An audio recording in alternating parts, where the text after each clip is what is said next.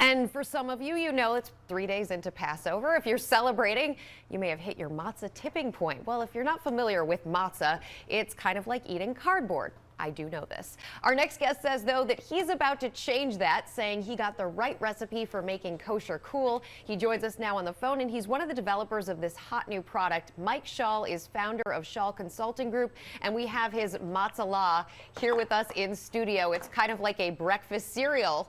I had some this morning, Mike. Oh, great, Rebecca. Thank you. Okay, so how are you going to make matzah cool? Well, I think partly is the notion that kosher food has been around for so long, it's time to actually put a little levity into unleavened bread. So with matzah obviously being the most popular and known unleavened bread, the creators, Wayne Silverman, Scott Gantwerker, and myself, set forth to bring about some exciting new products to the kosher world. I totally get how this stuff would be appealing to anybody who is observing Passover, who's got to do it, you know, their 8 days of no leavened bread. But for somebody who isn't kosher, for somebody who isn't observing Passover, what is the hook here?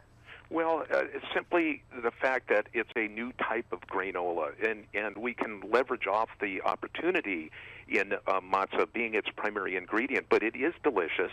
It's a new form of granola, and it allows not only observant Jewish consumers, but non-Jewish consumers enjoy a product in a category that is getting very, very hot. Kosher foods now are becoming another attribute, and like non-GMO, like organic and gluten-free. Mm-hmm. And that's the point at which we're jumping off here, to make kosher much more aware and much more available to consumers with a product like Matzolah. It does feel like the consumer is more and more inclined towards that specialty, specialized type of food, whether it's something that's more humane.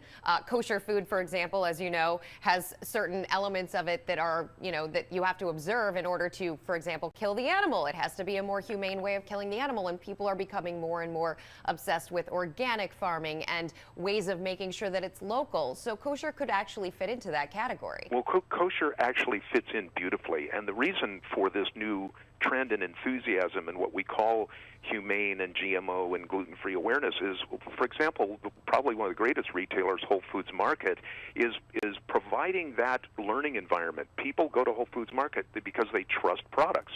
People trust kosher food. So what better matchup there? And so I think as people learn to shop and understand more attributes like non-GMO, like kosher, like these more humane treatment of animals, they're going to bring a greater awareness. And that's the only reason why I think kosher has lagged and is now creating a known kind of place for itself in the food world. At the end of the day, it just has to taste great too, right?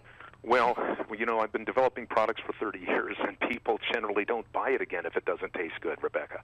Exactly. And so how long have you been in stores, and what's the goal now?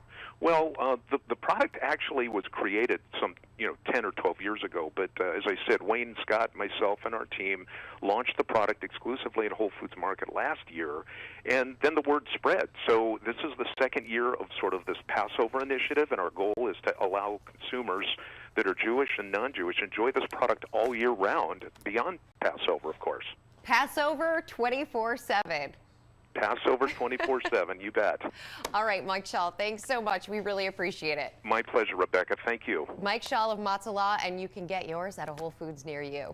Thanks so much for joining us for Real Biz. We want to hear from you. Which